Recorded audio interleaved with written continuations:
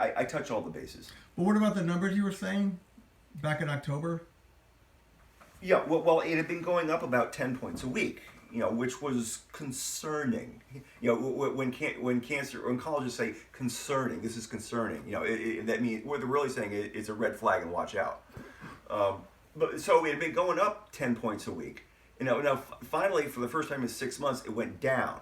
So I'm really happy with that. And here's one theory about why it went down. I've just been diagnosed as a diabetic. And this is apparently common with cancer patients. And it's a result of chemo shearing away the outer layers of the pancreas. And also the immunotherapy might have been also doing that. So my cells weren't getting the energy they needed. So I go on insulin, and the first blood test after that, finally the cancer numbers going down. Possibly, and I'll bring this up with the doctors, is there a correlation where my cells are getting the proper energy, and that includes immune system cells, and now it's maybe going after the cancer cells more effectively, more efficiently.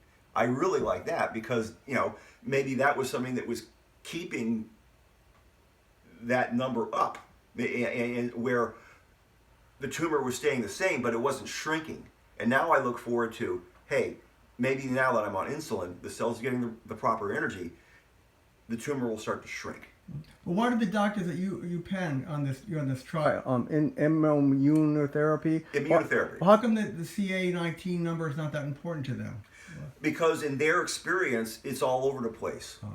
Because in their experience, what they trust are the scans.